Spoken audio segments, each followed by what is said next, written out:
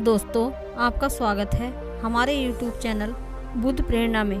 दोस्तों, आप सबसे निवेदन है वीडियो को पूरा देखें। अगर आप खुद को बहुत कमज़ोर या लाचार पा रहे हैं, कुछ करने की सोच रहे हैं पर कर नहीं पा रहे हैं और आपके अंदर अभी आत्मविश्वास की कमी है और हर जगह आपको असफलता का ही मुंह देखना पड़ रहा है, तो आपको जीवन में एक बार इस कहानी को ज़रूर सुनना चाहिए। यह सिर्फ आपको सफल ही नहीं बनाएगी, ये आपके अंदर के आत्मविश्वास को भी जगा देगी। और आपको भी पता है, दुनिया में कुछ बड़ा हासिल करने के लिए, कुछ बड़ा बनने के लिए हमारे आत्मविश्वास का बड़ा होना बहुत आवश्यक है। तो बिना समय गवाए कहानी में आगे बढ़ते हैं। प्राचीन समय में निरंजना नदी के किनारे बसे एक गांव में हेमू नाम का एक नौजवान रहता था। आपको जानकारी के लिए बता दें, निरंजना नदी के पास में ही एक वरिष्ठ इच्छा है। उसी के नीचे बैठकर महात्मा बुद्ध को ज्ञान प्राप्त हुआ था। उसी समय से आश्रम में शिक्षा दी जाती थी।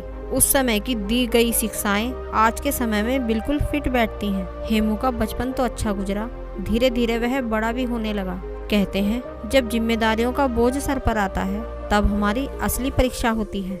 अगर बचपन में माता पिता का हाथ हमारे सर पर होता है तो हमें कुछ पता नहीं चलता है, लेकिन जब खुद कमाना पड़ता है तभी हमारे असली संघर्ष और हिम्मत की पहचान होती है। हेमू बड़ा हो गया था, कमाने लायक हो गया था। बारिश का मौसम था, हवाएं भी बहुत तेजी से चल रही थी और ओले भी पड़ रहे थे। हवा इतनी तेज चल रही थी, ऐसा लग रहा था कि वह पेड़ों को उखाड़कर अपने साथ उड़ा ले जाएगी। हेमू के घर पर 2 बैल थे। बैलों के द्वारा ही उनकी खेती बाड़ी का काम चल रहा था, लेकिन आंधी और वर्षा इतनी तेज थी कि बारिश में बैल भीग रहे थे। हेमू की माँ जैसे ही भीगते हुए बैलों को बचाने के लिए बाहर निकली, तभी वह फिसलकर गिर गई। उनकी कमर टूट गई और उसकी माँ ठीक से चल नहीं पाई। काफी धन उनके इलाज में भी लग गया, फिर भी कुछ खास असर नहीं हुआ। धीरे धीरे समय बीतने लगा। हेमू की माँ ज्यादातर अब बिस्तर पर ही लेटी रहती थी। हेमू नौकरी की तलाश में, कामकाज की तलाश में घर से बाहर निकल आया, क्योंकि अब उसे पैसों की जरूरत थी। तभी तो घर का खर्च आसानी से चल सकता था। कामकाज की तलाश में वह घर से बाहर निकल पड़ा। जो पैसे वह लेकर निकला था वह 1-2 दिन में खर्च हो गए। हेमू को कई जगह पर काम नहीं मिला। वह कुछ समय तक ही वहां पर टिक पाता। उसके काम के करने के तरीके से उसके मालिक असंतुष्ट हो जाते थे और उसे नौकरी से निकाल देते।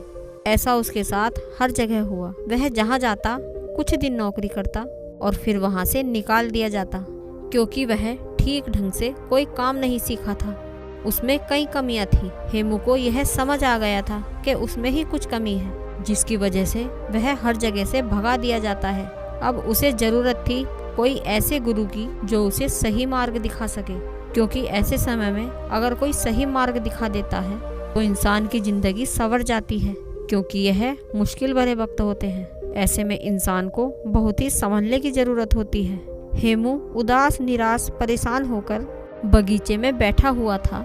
तभी उसे वहां से कुछ बौद्ध भिक्षु अपने हाथ में भिक्षा पात्र लिए गांव से लौट रहे थे और वह लोग आश्रम की तरफ बढ़ रहे थे। जब हेमू उन सबको देखता है तो वह उनका पीछा करने लग जाता है। पीछा करते करते वह भी उनके साथ आश्रम में पहुंच जाता है। जब आश्रम के कुछ शिष्यों ने हेमू को देखा, उन्हें लगा कि यह चोर है। वह लोग चिल्लाने लगे कि आश्रम में चोर घुस गया है। तभी कुछ शिष्य दौड़कर उसे पकड़ लेते हैं और आश्रम में ले आते हैं। वह हाथ जोड़कर उन सभी से प्रार्थना करने लगता है और कहता है, मैं कोई चोर नहीं हूँ, मैं जिंदगी से हारा हुआ एक इंसान हूँ। मेरी जिंदगी में कुछ भी बचा नहीं है। मेरी एक माँ है, वह भी शरीर से बहुत परेशान है और वह बिस्तर पर लेटी रहती है। उसके इलाज में बहुत सारा पैसा खर्च हो गया और कुछ ही खेती बची थी जो पिताजी ने बेच दी। मैं पैसा कमाने के लिए काम की तलाश में इधर उधर भटक रहा हूँ। मैं जहाँ भी जाता हूँ नौकरी से निकाल दिया जाता हूँ। मैं पूरी कोशिश करता हूँ कि मैं पैसा कमाऊँ और अपनी माँ की सेवा करूँ, और पता नहीं मुझ में ऐसी क्या गलती है कि मैं जहाँ भी जाता हूँ मुझे काम से निकाल दिया जाता है। इतना कहकर हेमू रोने लगा। तभी वहाँ महात्मा गौतम बुद्ध पहुँच जाते हैं। वह सभी को पीछे हटने का आदेश देते हैं और हेमू के पास पहुंचकर उससे उसकी परेशानियां पूछते हैं। वह उसकी परेशानियों को बड़े ही ध्यान से सुनते हैं। फिर वह कहते हैं, तुम रो मत, तुम्हें 10 दिन तक यहीं रहना होगा। इन 10 दिनों में हम तुम्हारी पूरी जिंदगी बदल देंगे। तुम्हारा खोया हुआ आत्मविश्वास लौट आएगा। लेकिन इन 10 दिनों में मैं तुम्हें जो भी काम बताऊंगा वह तुम्हें करना होगा। अगर तुम 10 दिनों में मेरी बात मान गए तो तुम्हें पाने के लिए लोग तरस जाएंगे और तुम जिंदगी में बहुत आगे बढ़ जाओगे। बस तुम्हें 10 दिनों तक यहीं रुकना है और जैसा मैं कहूँगा वैसा करना है। अगले दिन गौतम बुद्ध पौधों में पानी देने का काम बताते हैं और वह पौधों को पानी देता है। महात्मा बुद्ध उसके काम को बड़े ध्यान से देखते हैं। फिर गौतम बुद्ध अगले 2 दिन तक उसे भिक्षा मांगने को कहते हैं। फिर वह गांव जाता है और भिक्षा मांग कर लाता है। इसी तरह महात्मा बुद्ध 5 दिन तक उसकी क्रिया विधि को देखते हैं, वह किस तरीके से काम कर रहा है, उसके कामों में क्या कमी है। यह सब गौतम बुद्ध देखते रहते हैं। पर हेमू को इस बात का अंदाजा नहीं होता है कि वह उनकी सीख क्रिया विधि पर नजर रख रहे हैं। 5वें दिन की शाम को अब गौतम बुद्ध हेमू से कहते हैं, अगले दिन नदी में स्नान करने के बाद तुम सुबह मेरे पास आ जाना। अब हम तुम्हें कहीं नहीं भेजेंगे। हेमू जैसे तैसे उस आश्रम में उस रात सो जाता है और सुबह उठते ही नदी के पास जाता है और वापस स्नान करने के बाद महात्मा गौतम बुद्ध के पास पहुंच जाता है। वह बुद्ध को प्रणाम करता है और उनके पास बैठ जाता है। वह कहता है, हे बुद्ध, 5 दिन बीत गए हैं, आपने मुझे कोई ज्ञान नहीं दिया है, कोई बात नहीं बताई है। केवल 5 दिन ही बचे हैं, क्या फिर से मुझे वही ठोकरों वाली जिंदगी जीनी पड़ेगी? क्योंकि 5 दिनों तक मुझे यहाँ खाना तो आसानी से मिल गया। आश्रम के खाने को खाकर वह अपना पेट आसानी से भर लेता था, लेकिन 5 दिनों बाद उसकी चिंता फिर से बढ़ने लगी। गौतम बुद्ध उसके चेहरे पर उसकी चिंता का भाव आसानी से पढ़ लेते हैं और फिर कहते हैं, हमने इन 5 दिनों में तुम्हारी इन गलतियों को देखा है। क्यों लोग तुम्हें भगा दे रहे हैं, क्यों कोई तुम्हें नौकरी पर नहीं रख रहा है और क्यों तुम हर जगह असफल होते जा रहे हो, यह सब मुझे पता चल गया है। अब मैं तुम्हें 7 ऐसे तरीके बता रहा हूँ जो तुम्हारे अंदर की कमियों को दूर करने के साथ साथ तुम्हारे आत्मविश्वास को भी बढ़ा देंगी। महात्मा गौतम बुद्ध कहते हैं, तुम्हारे अंदर आत्मविश्वास बढ़ाने का पहला तरीका यह है कि पहले छोटे छोटे कामों को करो और सबसे पहले छोटे छोटे कामों को करने का लक्ष्य बनाओ।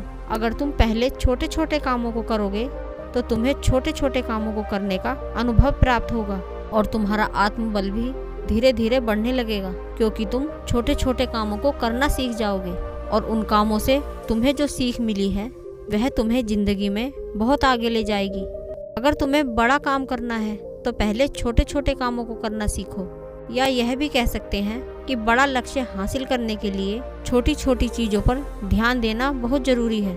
अगर तुम शुरू में ही बड़े काम करने लगोगे तो तुम्हारे पास कोई अनुभव नहीं रहेगा, और जब तुम्हारे पास कोई अनुभव नहीं रहेगा तो तुम उस काम को अच्छे तरीके से नहीं कर पाओगे और तुम्हें उस कार्य में असफलता ही मिलेगी। यही वजह थी कि तुम जहाँ भी जा रहे थे बड़े काम की तलाश कर रहे थे, जबकि तुम्हें छोटे काम करना नहीं आता है। जब तुम्हें छोटे छोटे काम करना नहीं आता तो तुम बड़े काम को कैसे कर पाओगे? यही वजह रही कि लोग तुम्हें नौकरी से निकाल देते थे। इसलिए ज़िंदगी में जब तुम हर छोटे छोटे कामों पर ध्यान दोगे, हर छोटी छोटी बातों पर ध्यान दोगे, अपनी छोटी छोटी गलतियों को पहचान लोगे, तो तुम्हारे अंदर का आत्मविश्वास बढ़ने लगेगा और फिर जाकर तुम अपने लक्ष्य को पूरा कर पाओगे। जब तुम्हें छोटे कामों को करने का अनुभव प्राप्त हो जाएगा तो तुम्हारे अंदर का आत्मविश्वास धीरे धीरे जागने लगेगा और वह आत्मविश्वास इतना बढ़ जाएगा कि तुम बड़े काम को बड़े ही आसानी से कर लोगे। फिर महात्मा बुद्ध दूसरा तरीका बताते हैं, अभ्यास करने की आदत डालो। जब तुम कोई काम करना चाह रहे हो, चाहे वह कोई भी काम हो, पहले उसके बारे में अच्छी जानकारी लो, और जब तुम्हें उस काम के बारे में पर्याप्त जानकारी मिल जाए तो तुम उस काम को करना शुरू करो। बिना जानकारी लिए अगर तुम उस काम को करोगे तो तुम्हारा समय भी नष्ट होगा और तुम उस कार्य को पूरा भी नहीं कर पाओगे। इसलिए जब तुम कोई काम करने जा रहे हो, पहले उसके बारे में जानकारी लो, और जब तुम्हें उसके बारे में जानकारी मिल जाए तब तुम उस काम को करना शुरू करो। 1 दिन करोगे, 2 दिन करोगे, तुमसे वह काम इतना अच्छा नहीं होगा, लेकिन दिन प्रतिदिन तुम उसका अभ्यास करते हो तो एक दिन तुम उस काम को बहुत ही अच्छे तरीके से कर पाओगे और अच्छे तरीके से सीख भी लोगे। इसलिए जीवन में आत्मविश्वास बढ़ाने के लिए अभ्यास करना बहुत ज़रूरी होता है। मान लो कि तुम्हें तलवारबाजी सीखना है तो तुम तलवारबाजी के बारे में अच्छी जानकारी लो, तब तुम्हें तलवारबाजी और तलवार के बारे में अच्छी जानकारी मिल जाएगी। फिर तुम उस पर अभ्यास करो और जब तुम उस पर अभ्यास करोगे तो तुम उस काम में निपुण हो जाओगे और फिर तुम्हारे अंदर का आत्मविश्वास धीरे धीरे बढ़ने लगेगा। वह तुम्हें बताने लगेगा कि तुम यह काम कर सकते हो। इसलिए अगर तुम्हें अपने जीवन में आत्मविश्वास को बढ़ाना है, सफलता पानी है, तो अभ्यास करना बहुत ज़्यादा जरूरी होता है। जितना ज़्यादा अभ्यास करोगे तुम उतनी ही गलतियाँ कम करोगे। जो इंसान जितना कम अभ्यास करता है उससे गलतियाँ उतनी ही ज़्यादा होती हैं। अभ्यास ही तुम्हारी कमजोरी को दूर करता है। अच्छा सेनापति अपनी युद्ध कला पर बहुत ही ज़्यादा अभ्यास करता है, तब जाकर वह एक अच्छा सेनापति बन पाता है, तब जाकर वह एक अच्छा योद्धा कहलाता है। महात्मा गौतम बुद्ध आत्मविश्वास बढ़ाने का तीसरा तरीका बताते हुए कहते हैं, खुद को जानने का प्रयास करो। खुद की कमजोरियां और ताकत के बारे में जानने का प्रयास करो। अगर तुम्हें अपनी कमजोरी के बारे में पता है तो निश्चय ही तुम जो काम कर रहे हो उस काम को बहुत ही अच्छे तरीके से कर सकते हो। और अगर तुम्हें अपनी मजबूती भी पता है तो भी तुम बहुत ही अच्छा कर सकते हो। मान लो कि तुम्हें राजा के सेनापति में भर्ती होना है। तुमने जो युद्ध कला सीखी है उस पर अभ्यास ही नहीं किया है। अगर तुम्हें अपनी कमजोरी ही नहीं पता है तो तुम्हारा विरोधी तलवारबाजी में तुम्हें हरा सकता है। लेकिन अगर तुम्हें अपनी कमजोरी पता है तो तुम सामने वाले को मौका नहीं दोगे। इसलिए खुद की कमजोरी को समझने का प्रयास करो और उस पर कई बार अभ्यास करो ताकि सामने वाला तुमको कभी न हरा पाए। महात्मा बुद्ध हेमू से कहते हैं कि तुम काम करने जाते थे लेकिन तुम्हें अपनी कमजोरियों का नहीं पता था, जिससे तुम्हारा मालिक तुम्हारी कमजोरियों को बहुत जल्द पकड़ लेता था। और जब किसी को तुम्हारी कमजोरी पकड़ में आ जाए तो वहीं से तुम्हारी उल्टी गिनती शुरू हो जाएगी। इसीलिए अपनी कमजोरियों को जानने का प्रयास करो और जब तुम्हें अपनी कमजोरियों के बारे में पता चल जाएगा तो फिर तुम्हें कोई नहीं हरा सकता। महात्मा गौतम बुद्ध चौथा तरीका बताते हुए कहते हैं कि तुमने अभ्यास करना तो सीख लिया, अपनी कमजोरियों को भी जान लिया, लेकिन तुम्हें अगर अपने आप पर नियंत्रण नहीं है तो इन सब का कोई मतलब नहीं रहेगा।